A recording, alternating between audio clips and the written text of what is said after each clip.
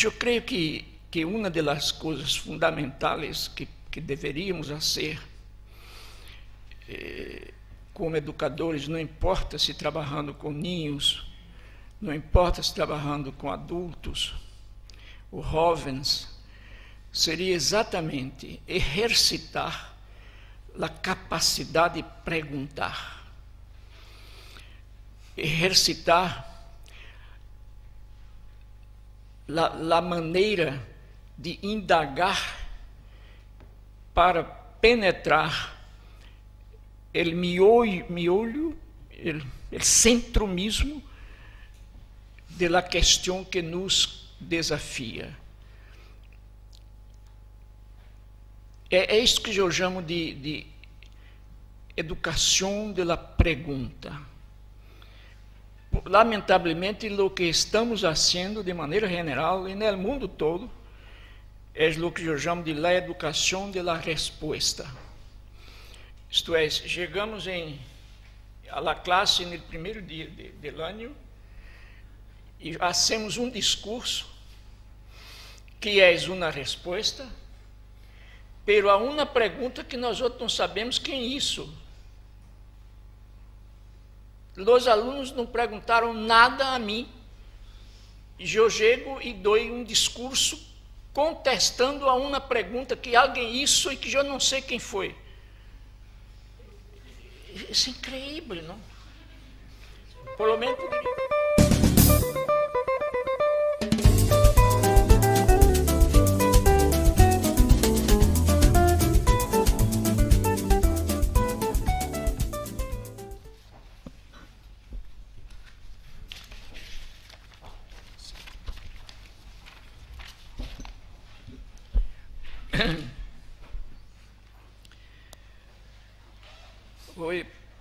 Hoje por la manhã, eu me perguntava, perdone-me castanhês, que é uma mescla de espanhol com português.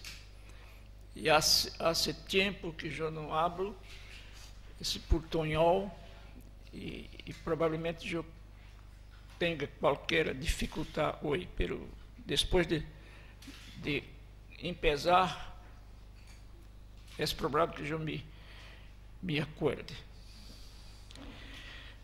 Por la manhã eu me perguntava, no desayuno a mim mesmo, que poderia eu dizer em um seminário de formação de educadoras e de educadores para o trabalho de formação de adultos, de pessoas adultas, um trabalho que inclua a alfabetização e a continuidade da alfabetização, o desenvolvimento da leitura e da escritura. E eu me perguntava que posso eu dizer, ademais, ou também repetindo um pouco algumas das afirmações que eu hago em dois textos que estão muito bem traduzidos ao espanhol neste material que eu recebi, que vocês devem haver recebido também. Eu he insistido desde há muito tempo, e agora, como te chamas? Pepe subrayou, desde muito jovem, o que vale dizer muito tempo, eu insisto em la educação com vistas a uma posição crítica, uma posição de sujeito frente à vida, frente ao mundo e frente aos textos que leemos. Me gostaria agora volver um pouco a este tema. Provavelmente fazendo algum contorno del tema mismo, que seria a criticidade nossa, quer dizer, a capacidade de quedarmos mais críticos, provavelmente cercando um pouco este mesmo tema, o que caracteriza uma coisa que eu chamo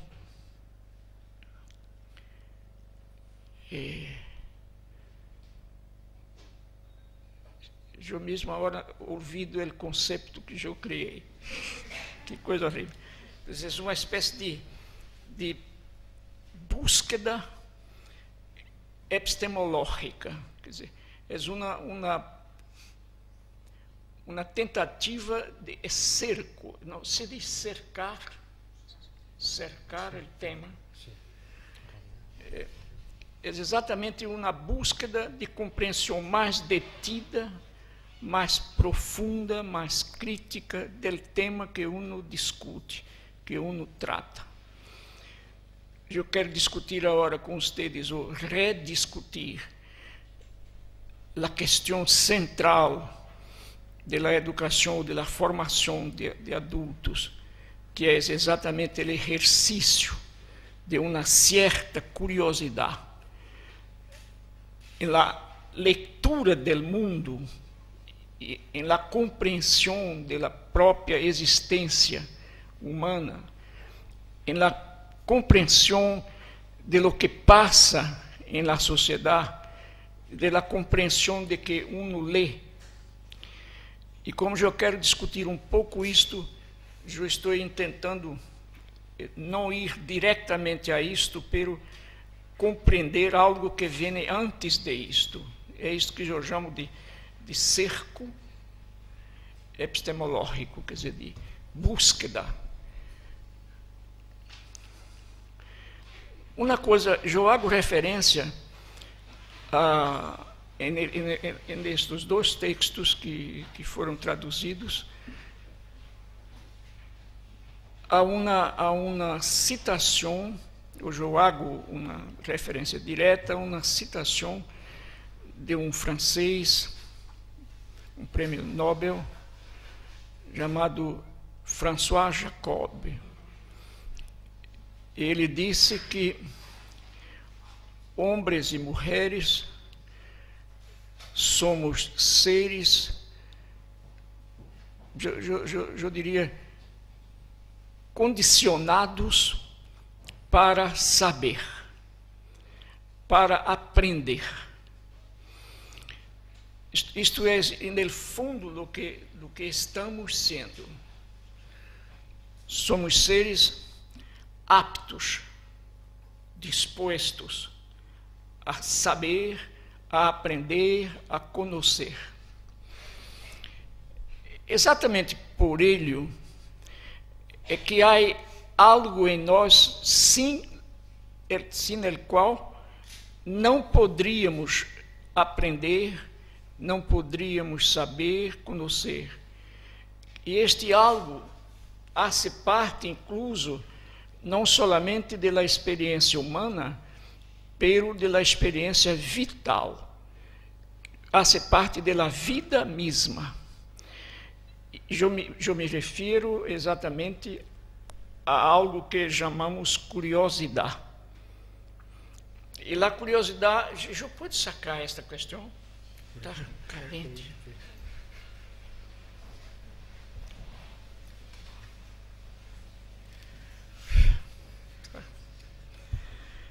Está frio fora, por aqui. A curiosidade é exatamente esta insatisfação frente a algo que sentimos se não apreendemos melhor o que é este algo. Quer dizer, a curiosidade é uma espécie de empurre de nós outros hacia a significação das coisas que nos desafiam. E esta posição curiosa não pertence exclusivamente a homens e mulheres, o que chamaríamos de existência humana. La curiosidad hace parte del fenómeno de la vida. Los árboles são curiosos também. Los animales outros, los gatos, los perros, los leones, são muito mais que los árboles. A questão que caracteriza, sin embargo, nós outros como homens e mulheres é que a curiosidade entre nós outros é sofisticada. Quer dizer, a curiosidade entre nós outros é muito mais exigente. Não hace parte de lo que poderíamos chamar o sistema instintivo nuestro. Hace parte do sistema epistemológico, gnosiológico, quer dizer, hace parte do sistema del saber. Exatamente o que a questão a que se refere o francês que eu citei agora.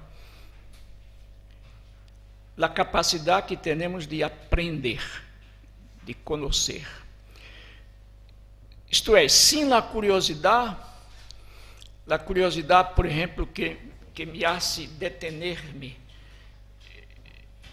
frente a um ruído cuja razão de ser eu não percebo imediatamente. Eu estou em casa, por exemplo, à noite, as portas cerradas e escuto um ruído estranho e eu me quedo imediatamente de prontidão. Prontidão, se diz?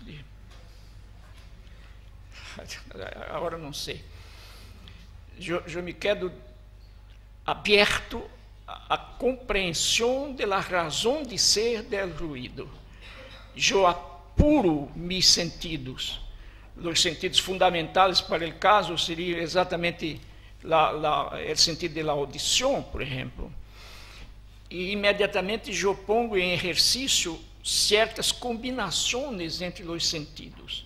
Quer dizer, ao mesmo tempo em que eu exercito o ouído, a capacidade de escutar, eu estabeleço relações entre escutar e ver, por exemplo, as relações entre escutar e medir a força do ruído que eu escuto, pode que seja de um animal, pode que seja de um homem, etc.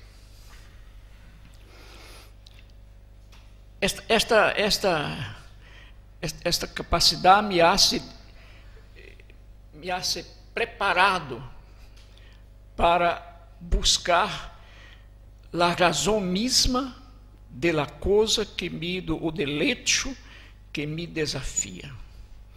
Eu posso, por exemplo, andando por uma calle qualquer, não importa onde eu esteja, em um fim de tarde, eu posso quedar enamorado quase frente ao poner do sol. Eu posso mirar o color de las nuvens no céu, e aí eu tenho uma curiosidade especial que é a curiosidade estética. Quer dizer, me move a boniteza, a beleza. É uma coisa curiosa observar como, eu creio que em qualquer sociedade, os ninhos são curiosos quando muito ninhos, e depois por causa de tanta repressão, terminam perdendo a curiosidade. Perguntam muito hasta os 5 anos, depois entram na escola e empiezam a perguntar menos. E quedam adolescentes quase mudos, falando solamente entre eles. E nós outros, os padres e abuelos, não entendemos por quê. Sin embargo, nos olvidamos de que muitas vezes os ninhos vieram a nós outros a ser uma pergunta ansiosos e nós outros dizemos, cállate, que eu estou falando com tu madre. E como queremos então que o ninho haga perguntas? Se ao hacer, los imobilizamos.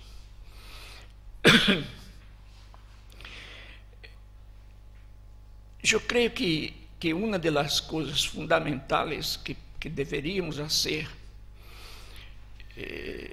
como educadores, não importa se trabalhando com ninhos, não importa se trabalhando com adultos ou jovens, seria exatamente exercitar a capacidade de perguntar,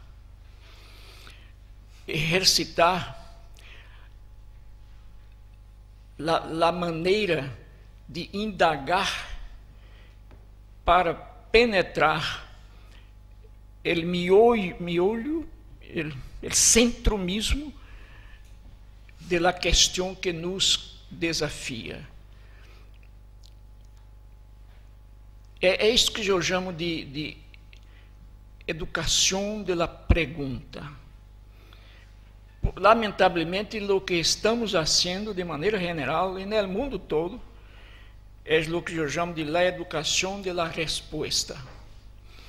Isto é, chegamos à classe no primeiro dia do ano e fazemos um discurso que é uma resposta, pero há uma pergunta que nós outros não sabemos quem é isso. Os alunos não perguntaram nada a mim. Eu chego e dou um discurso contestando a uma pergunta que alguém isso e que eu não sei quem foi. Isso é incrível, não? Por menos poderíamos dizer, mira, este discurso está baseado em uma resposta que Aristóteles, alguns anos antes de Cristo, isso, para ubicar um pouco. Não, o discurso meu aparece quase como milagro, como se fosse eu o inventor. E isto não ocorre.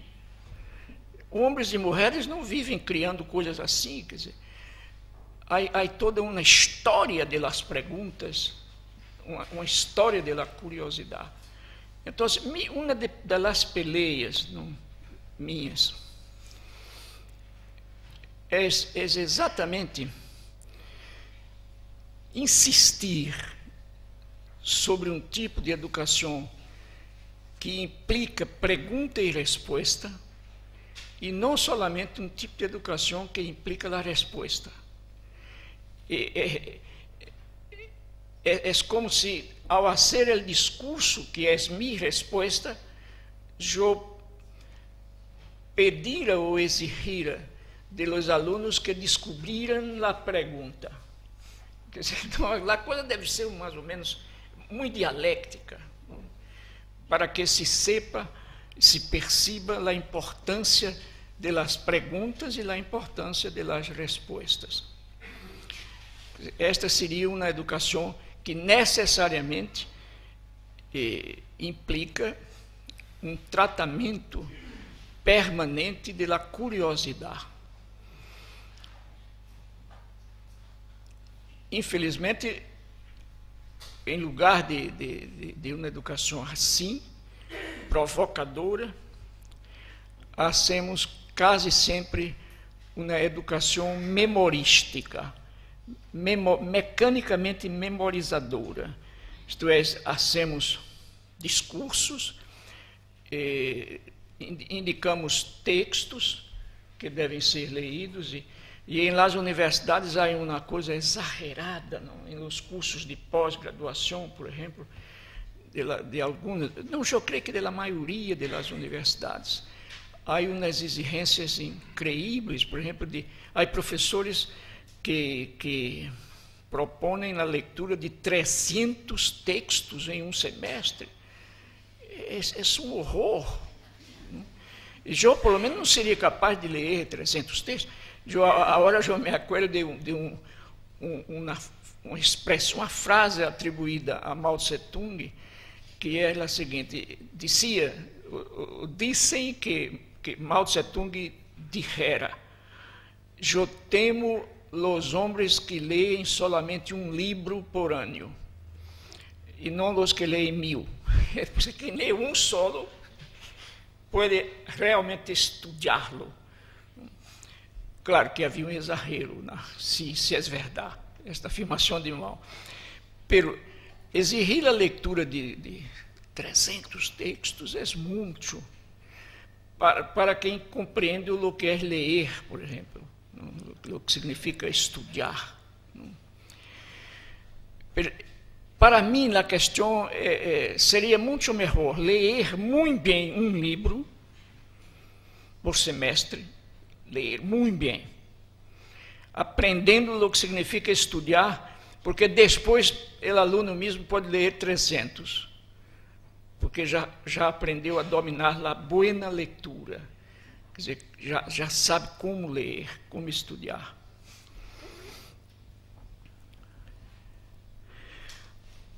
Mira, agora se nós outros, a partir desta questão da curiosidade, e se nos perguntamos, haverá, por exemplo, alguma diferença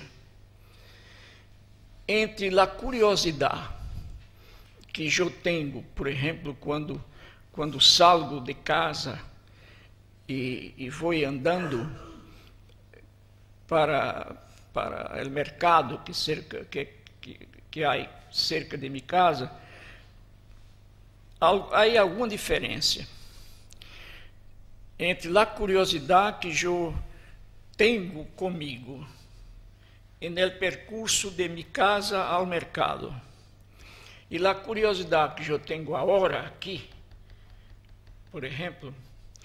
Eu creio que esta pergunta é boa para compreendermos melhor um texto que também foi traduzido aí, que discute a relação entre contexto prático e contexto teórico.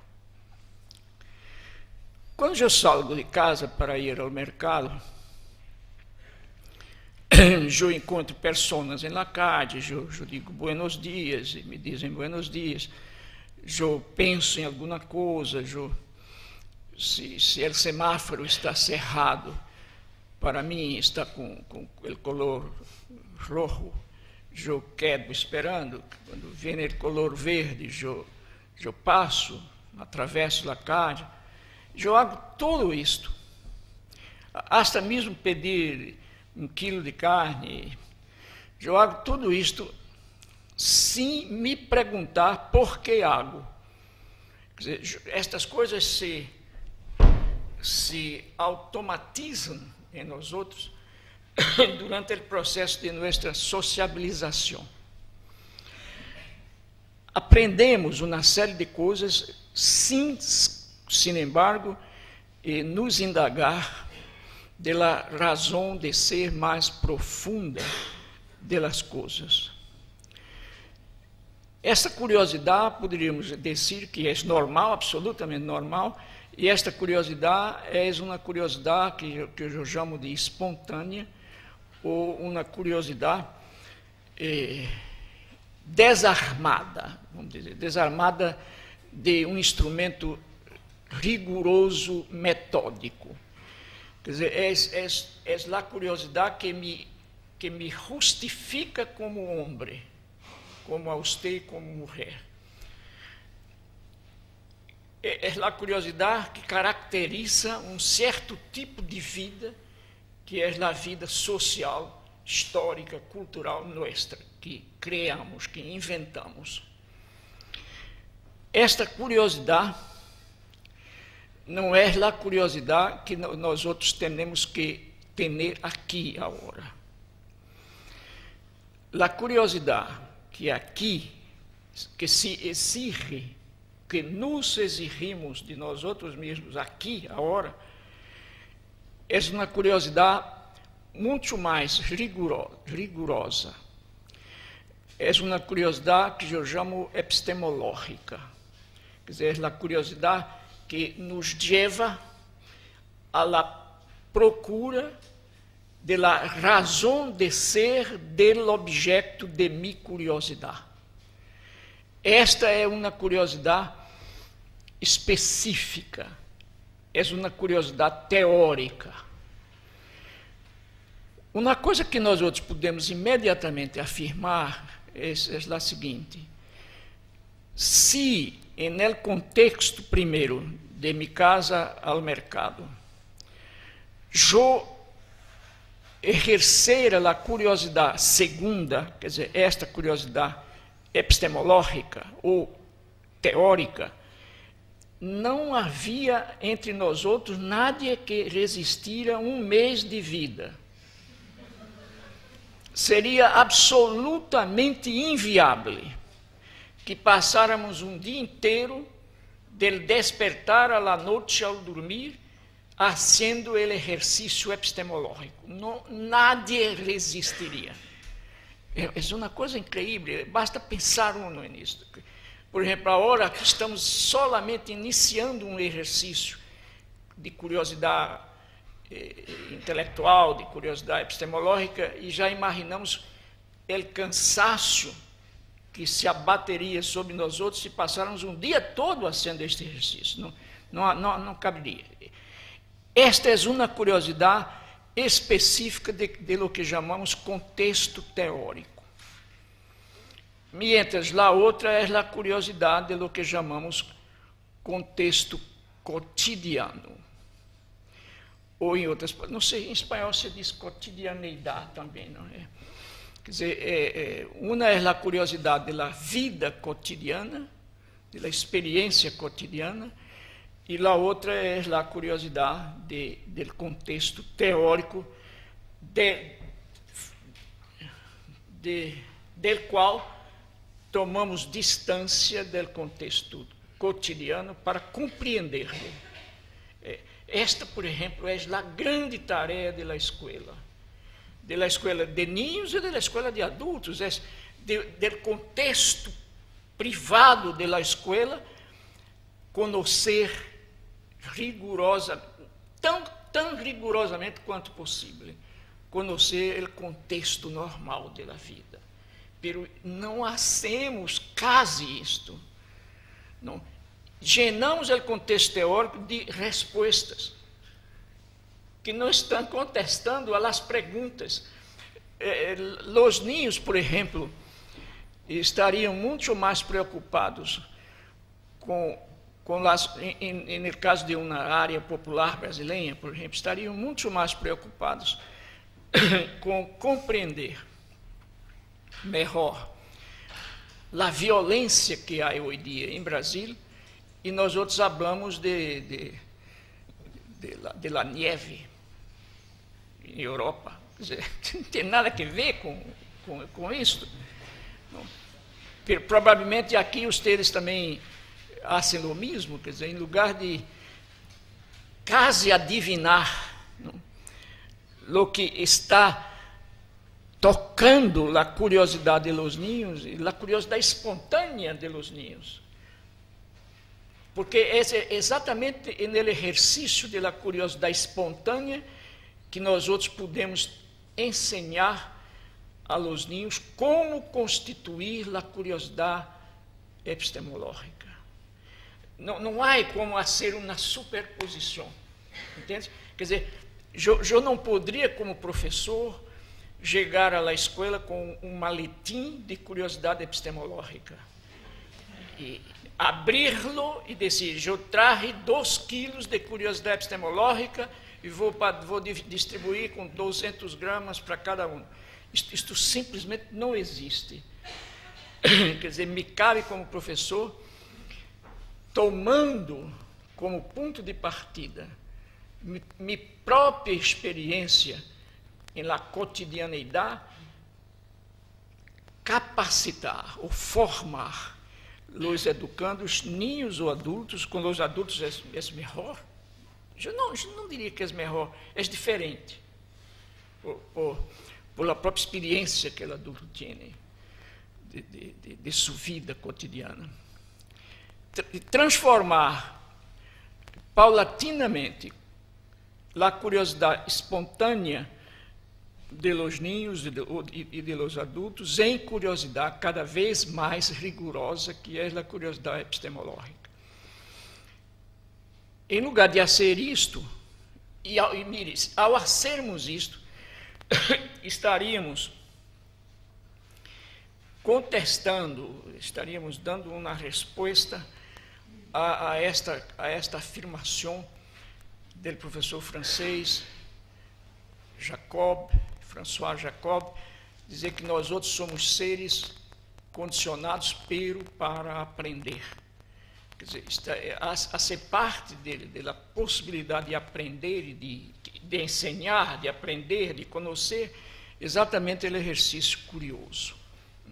Pero, em lugar de fazer isto, abafamos a curiosidade com nossas respostas a cujas perguntas quase sempre não sabemos que estamos dando. Agora, se nós outros pensamos um pouquinho sobre a experiência nossa com adultos, podemos imaginar o mundo de possibilidades que temos para trabalhar a curiosidade. Em primeiro lugar, os adultos chegam a nós outros para se alfabetizar com uma larga experiência de curiosidade espontânea, que é exatamente todo o tempo de sua vida curiosa. E em la curiosidade, porque poderia haver assim uma ideia de alguém muito acadêmico que a curiosidade fora a única curiosidade válida fora a curiosidade epistemológica. Não, a outra também é válida. A curiosidade espontânea também constitui conhecimento, não há dúvida nenhuma. Pero um tipo de saber. Pero o saber que se genera na experiência cotidiana, em que é prevalente a curiosidade espontânea, é um saber que chamamos saber de experiência hecho, ou saber del senso, essência de senso, sentido comum. Não é sexto, é sentido comum. Não? E agora, o fundamental é trabalhar o conhecimento do sentido comum para fazer que eles, possibilitar que ele se direcione a um saber mais radical, mais metodicamente rigoroso, que é o saber mais crítico que podemos ter e que a ciência tem. Por exemplo, há algum tempo me foi dito em São Paulo que em um curso de alfabetização de adultos, durante a conversação entre o educador e os educandos, os alfabetizandos, em um certo momento, houve uma curiosidade específica de ellos sobre a questão da noite e do dia. Quer dizer, era uma preocupação que esse adulto tinha, porque desde jovem ele venia sendo chamado a compreender que havia sempre um doble aspecto dos fenômenos. Quer dizer, havia noite, dia, vida, morte, beleza, feiura, seriedade e responsabilidade. Quer dizer, sempre dos lados. E, no fundo, é uma compreensão dialética já do mundo. E alguém lhe perguntou, então, como explicar essa questão. E ele disse: para mim, a noite chega quando, e é interessante ver aí a explicação do sentido comum mesclada com informações tecnológicas. Ele disse: a noite chega quando o sol gastando sua bateria, você diz bateria, suas baterias, entra em um túnel muito grande para rehacer sua força perdida. E ele rehace em 12 horas. Quando ele rehace totalmente as baterias, ele aparece novamente esse dia. Olha, mire, se isto fora dito por um filósofo 2000 anos antes de Cristo, toda a gente estaria hoje citando esta questão na universidade, não. Não foi por um filósofo, ele foi por um filósofo também. Quer dizer, foi dito por um homem do senso comum, que partindo do senso comum encontrou uma explicação. Solamente que, do ponto de vista do avanço que temos hoje para ler o mundo, cientificamente se sabe que não existe. Então, este é um exemplo bueno. Ustedes tendriam, incluso em Espanha, não? Ustedes vão às populações rurais de Espanha e vão encontrar um material riquíssimo para explicar o sentido comum e o sentido rigoroso, a rigorosidade metódica, não? Que é epistemológica. Não? Então, por exemplo, no campo da saúde, não? Há saberes populares, quase todos certos, com relação à medicina, com relação à medicação das ervas, com explicações mágicas, pero a verdade existe no seno da explicação mágica. Vocês encontrarão isto aqui, não há dúvida nenhuma, se procuram hasta em los médios urbanos. Por exemplo, eu nunca ouvido de quando Nixon, o presidente Nixon, esteve em China, eu estava em Cambridge com um companheiro, professor norte-americano, graças, e tomamos um táxi juntos, e o taxista conversando com nós outros, disse: há duas coisas em que eu não creio de maneira nenhuma, são duas grandes mentiras. E digo, a primeira é que nosso presidente Nixon foi à China. Ele estava lá. Isto é uma mentira da prensa. Ele não haria isto com nós outros. Era um homem muito reacionário, muito rigorosamente reacionário. A segunda grande mentira é que o homem foi à Luna. Eu não acredito nisso, porque não dá para sair de cá e cair em cima. Quando chegar a Luna já não está mais. Mira, era um saber tipicamente ingênuo, porque realmente não dá. Se obedecemos, se seguimos uma reflexão ingênua, uma reflexão pouco metódica, não dá. Quando o foguete salga de cá, a Luna já não está na posição que estava antes, então não alcança, passa correndo e direto. Eu incluso me acordo que o professor que estava comigo falava muito bem brasileiro, português. E eu lhe disse em português, rindo, digo: mira, vamos barrar na próxima esquina, porque este homem pode enlouquecer, aqui ele já está louco. Não? E arrebentar o coche arriba de um muro, uma coisa. Eu escutei. É um saber profundamente ingênuo e foi explicitado em Cambridge, cerquita da Universidade de Harvard, na mesma praça, Harvard Square. Entende? Quer dizer que isto não é privilégio de los latino-americanos, nem tampouco de los africanos e asiáticos. Isto é privilégio do homem e da mulher. Isto hace parte de nós outros. Por exemplo, quando eu vivi em Genebra, dos anos 70, todos, eu vivi 10 anos em Genebra,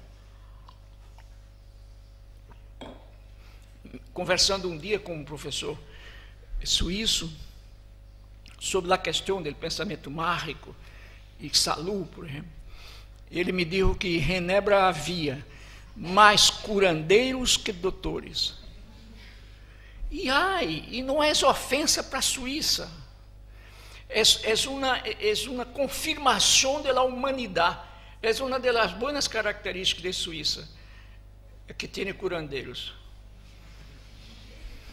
E não somente médicos. Então, esta coisa, o grande trabalho nosso de alfabetizador, de aí a necessidade que temos de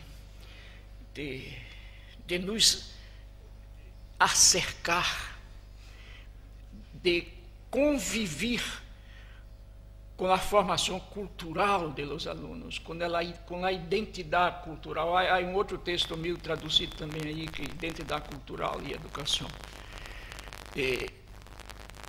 Porque a tarefa fundamental nossa é ver como é possível, respeitando, pero de verdade, o saber popular, não importa que absolutamente ingênuo, a ser uma tentativa, sem ofensas ao portador do saber popular, a ser uma tentativa de compreensão mais crítica da realidade.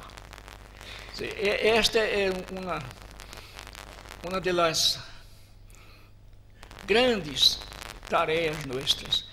Eu me gostaria, eu tenho algum tempo, todavia, não tenho algum tempo mais. Não me gostaria de ultrapassar demasiado. Há um outro ponto em conexão com este, que me gostaria plantear a vocês, que é o seguinte: às vezes, nós outros, não somente os educadores, mas nós outros, homens e mulheres intelectuais, incidimos em um quase pecado intelectual, que é dicotomizar, separar coisas inseparáveis. Por exemplo, separamos homem, mulher, persona de profissional. Obreiro, o obreiro que hace paredes, por exemplo, como se chama? Albañil. Separamos a tarefa de albañil, você sabe o que eu estou dizendo, albañil, de las tarefas cívicas del hombre. De aí, então, que separemos a formação do obreiro de la formação do cidadão. E é um absurdo isto. Os alfabetizandos com quienes vocês trabalham não são solamente obreiros, nem solamente cidadãos. São cidadãos obreiros. Isto é, não há como dividir. Por exemplo, eu não posso chegar à classe e dizer: hoje dia eu vou falar solamente a los albañiles. mañana eu hablo solamente a los cidadãos. Isto não existe. Nós outros somos uma interessa, uma totalidade. E é uma coisa, eu insisto nisto porque há todavia agora, a nível do mundo, e não somente em Brasil, mas a nível do mundo, há assim uma espécie de vitória, de regocijo, se diz, de prazer, de felicidade neoliberal. E vocês também estão vivendo isso aqui em Espanha. Com a debacle do chamado socialismo realista, que a partir da qual caiu o muro de Berlim, então se generou uma espécie de expectação tremenda no mundo, que levou um montão de gente a dizer que a história se acabou, que não há mais classes sociais, que não há peleia de classe, luta de classe, que há tudo quedou muito igual agora. Está tudo muito certo, muito bueno. A questão não é mais política, é puramente ética, pero a ética capitalista. E se tudo é igual, ou quase igual, eu acho fantástico. Eu encontro este um exercício louco, esquizofrênico, não? Porque, ao mesmo tempo em que o mundo, de repente, quedou quase todo igual, temos em Brasil 33 milhões morrendo de hambre. Onde está a igualdade comigo? Eu sou brasileiro também, mas não estou morrendo de hambre. Estou muito bem, vivo bem, como bem. Ao mesmo tempo que se diz que está todo mundo igual, temos o poder norte-americano e a desgraça africana e latino-americana, México. Se acabou o caso. Ao mesmo tempo em que está quase todo igual, temos a discriminação racial terrível, e não somente em Estados Unidos, mas no mundo. E se disse já não há mais classes obreiras. Deus meu! O que cambiou realmente com o mundo moderno dificulta a possibilidade de uma análise mais grosso que poderíamos fazer antes da modernidade, para ver as classes sociais que eram tocáveis em Brasil, seguem sendo, mas já em New York não são tão visíveis, porque tu tens ao mesmo tempo um muchacho acadêmico que é obreiro. Pero se ele não se considera obreiro, é questão de ele e de los mitos que entraram nele antes de ser obreiro, que são novamente mitos de classe. Bem, com esta questão se desarrollou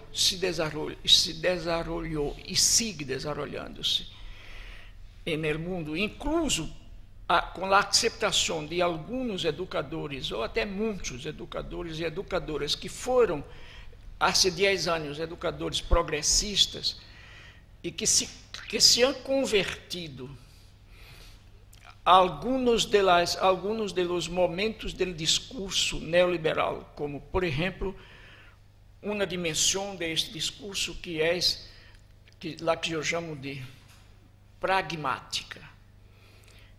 Vocês já devem haver escutado também em Espanha que hoje dia o que importa na educação do obreiro, e não somente do obreiro, na educação general, é o treinamento científico ou tecnológico, ou técnico. E isto é que é o fundamental, porque é isto que ajuda os homens e as mulheres a contestar a seus desafios. E de aí se concluir facilmente a seguinte afirmação: se eu estou alfabetizando um grupo de obreiros, estes obreiros necessariamente terão com a capacidade de ler e de escrever uma simples nota, eles terão melhor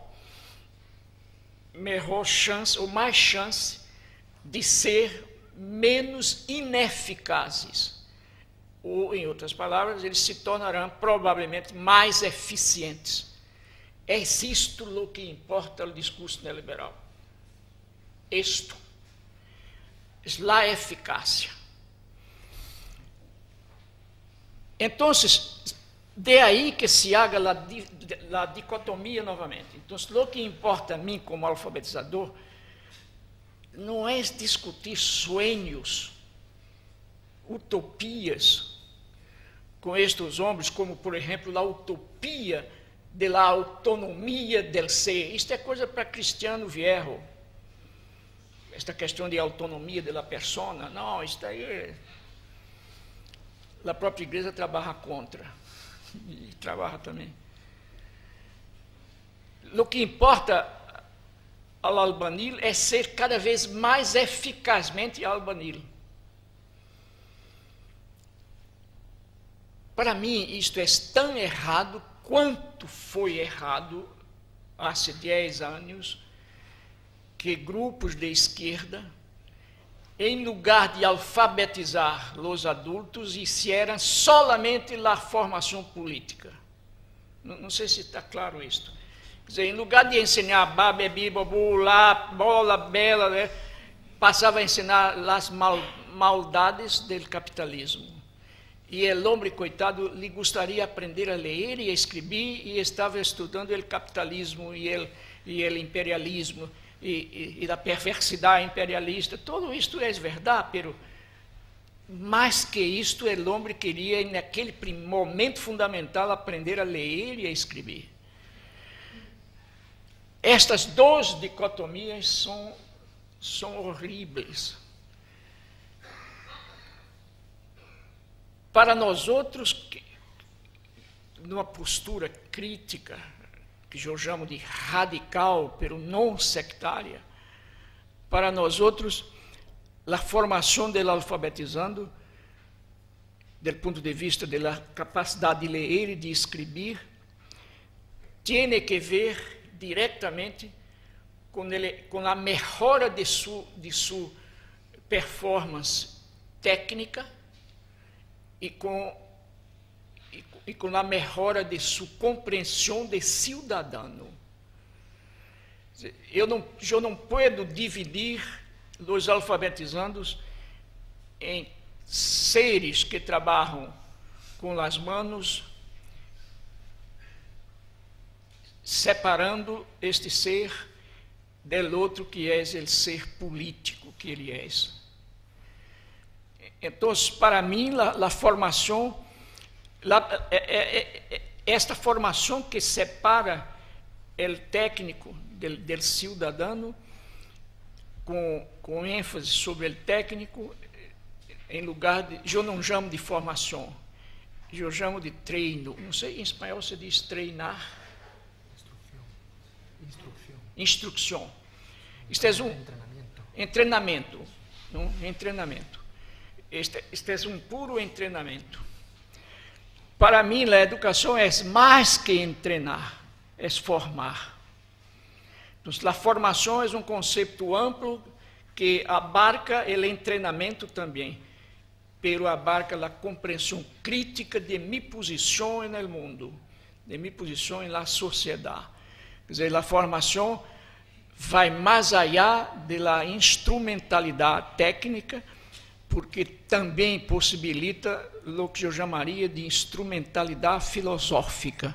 Quer dizer, o homem se pergunta sobre quem és e que hace, por quê e para quê, contra quê. É fundamental que o pedreiro, o albanil sepa a favor de que e de quem ele trabalha como albanil.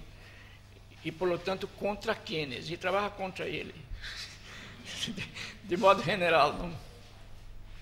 Quer dizer, isso para mim é que é uma formação e não um puro treinamento.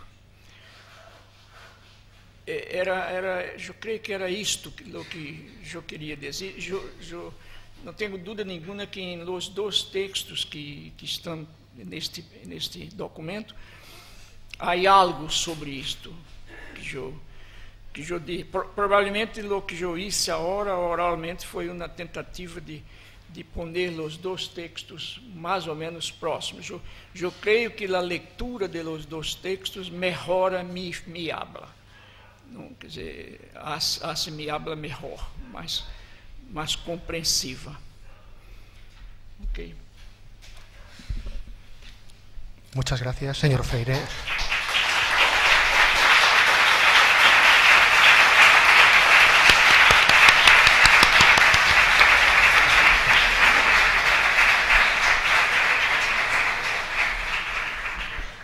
Creo que todos y todas hemos disfrutado con su discurso, como también disfrutaremos leyendo los textos que de manera rápida estos días se han podido traducir al castellano. En breves momentos